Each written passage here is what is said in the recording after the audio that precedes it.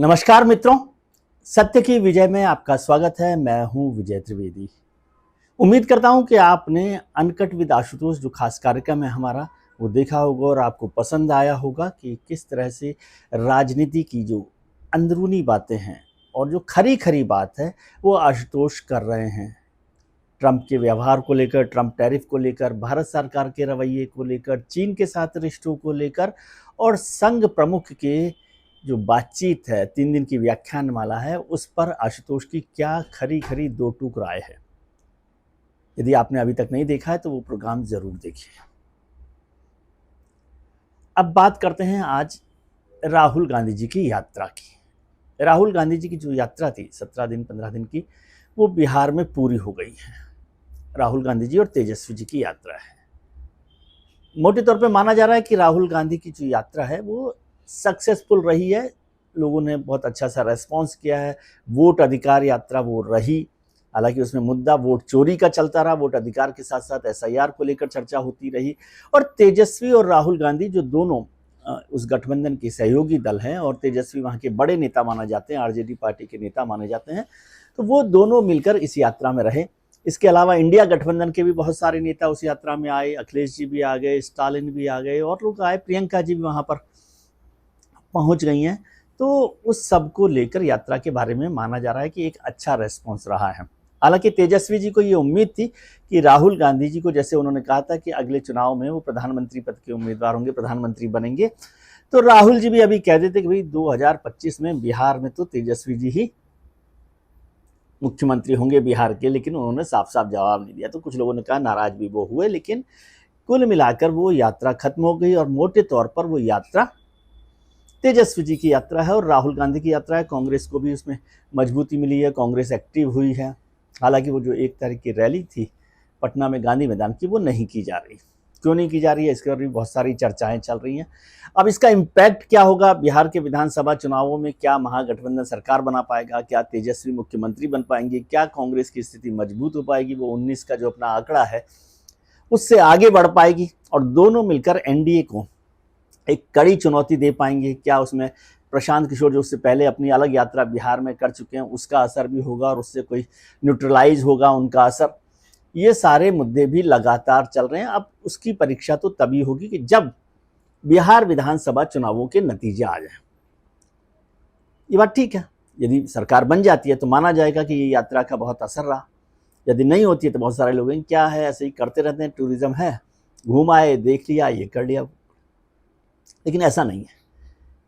महागठबंधन की सरकार बनती है या नहीं बनती है ये तो अलग मुद्दा होगा, क्योंकि उसके लिए बहुत सारे इश्यूज होंगे जिसकी तेजस्वी जी भी चर्चा करते रहे कि भाई उन पर भी चर्चा करनी चाहिए। नीतीश कुमार के खिलाफ हमलावर होना चाहिए। नीतीश कुमार की सरकार 20 साल से वहां पर चल रही है, तो उसकी एंटी इनकम्बेंसी को कैसे आगे बढ़ाया जा सके, लोगों के मन में कैसे उसका दिमाग में डाला जा सके ताकि वो वोट में बदल जाए, कन्वर्ट हो जाए, ये सारे मुद्दे वहां पर चल रहे हैं। अगर महागठबंधन की सरकार नहीं बनती और वापस एनडीए की सरकार बन जाती है, तब भी ये देखना होगा कि राहुल गांधी और तेजस्वी की इस यात्रा का असर क्या पड़ा है। क्या सीटें बढ़ी हैं, क्या संगठन मजबूत हुआ है, क्या आधार बढ़ा है, क्या लोकप्रियता बढ़ी है, ये सारी बातें हैं। यात्राओं का इतिहास हिंदुस्तान में हमेशा से रहा है।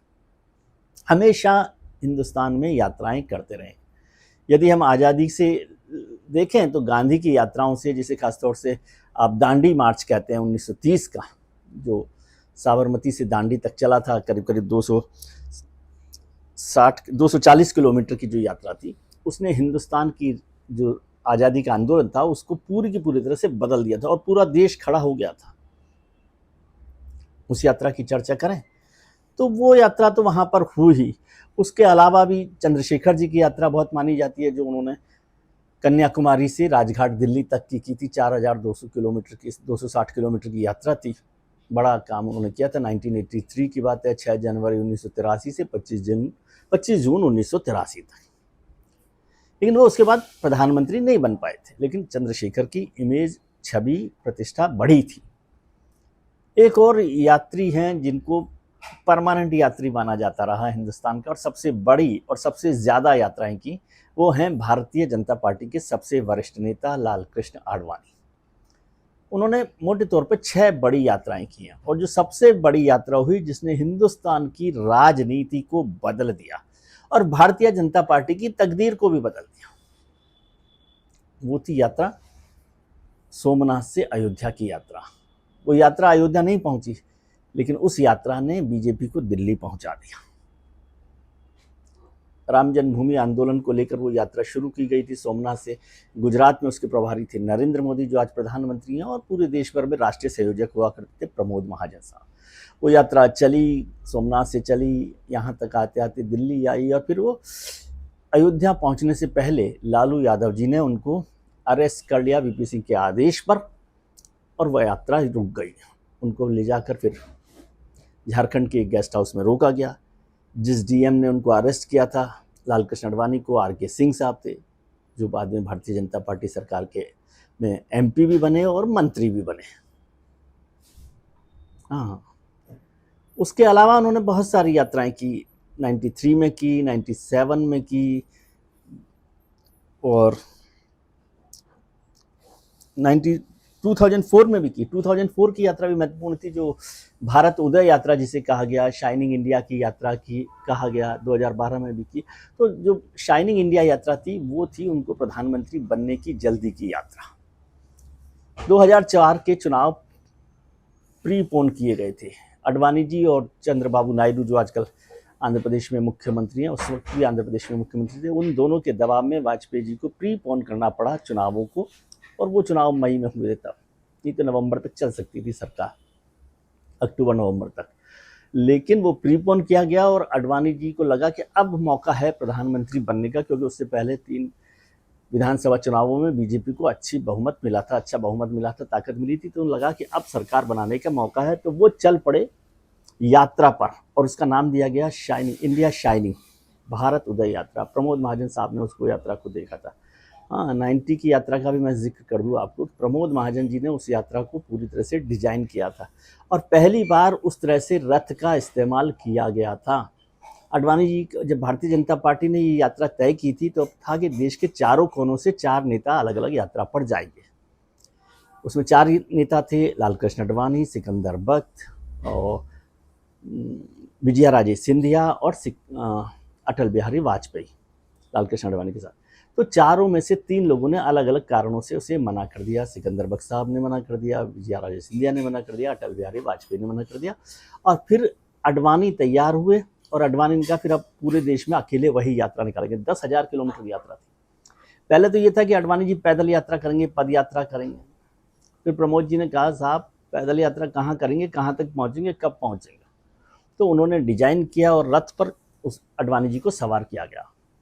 उसका बड़ा इम्पैक्ट हुआ, और ख़ासतौर से उस समय तो जो मंडल का जो पूरा माहौल था, उसमें ये कमंडल बड़ा काम आया, और भारतीय जनता पार्टी 91 के चुनावों में 120 सीटों पर पहुंच गई।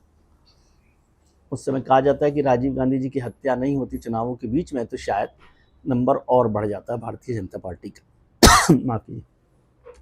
तो उस यात्रा से बड़ा फर्क पड़ा, पूरी राजनीति बदल गई। आडवाणी जी बहुत बड़े नेता हो गए, हिंदू हृदय सम्राट हो गए। मैं उस यात्रा में, पूरी यात्रा में था, तो लोग हजारों हजार लोग रात को 2 बजे तक, 3 बजे तक उनका इंतजार किया करते थे।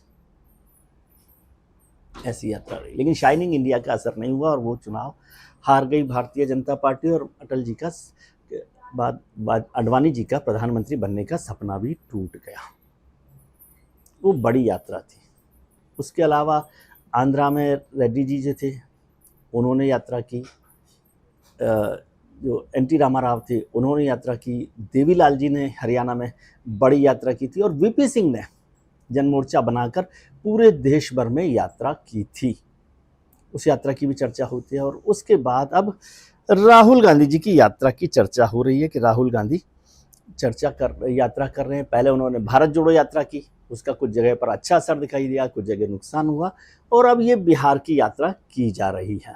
तो हिंदुस्तान में राजनीतिक यात्राओं का बड़ा लंबा इतिहास है, और उसका एक फ़ायदा निश्चित तौर पर होता है कि संगठन का जो कार्यकर्ता है वो एक्टिव होता है, और दूसरा जो उनका विचार है, उनका जो थॉट है, उनका जो नारा है, वो ज़मीन तक पहुंच जाता है। बहुत सारे लोगों ने मुझे कहा ये राजनीतिक यात्राओं की चर्चा तो आप हमेशा करते रहते हैं, उस यात्रा को भी कीजिए जो हिंदुस्तान की संस्कृति से जुड़ी हुई है। वो थी राम की यात्रा, राम की वनगमन यात्रा। जब कैकेयी की इच्छा और दशरथ के आदेश के बाद उन्हें 14 साल की सजा मिली, 14 साल का आदेश हुआ कि वनवास काटें वो, और 14 साल का वनवास उन्होंने राम ने काटा, इच्छा से काटा। उनके साथ सीता थी, माता सीता थी, और लक्ष्मण थे छोटे भाई। तीनों लोगों ने यात्रा की। पूरे वन यात्रा के दौरान उन्होंने समाज को जोड़ने का काम किया।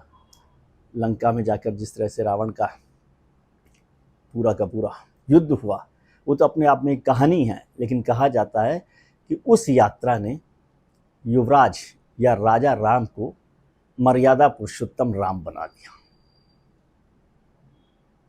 राजा राम को मर्यादा पुरुषोत्तम राम बना दिया। अगर वो वनगमन यात्रा नहीं होती तो अयोध्या के राजा रहते राजा राम, भगवान या मर्यादा पुरुषोत्तम नहीं बन पाते शायद।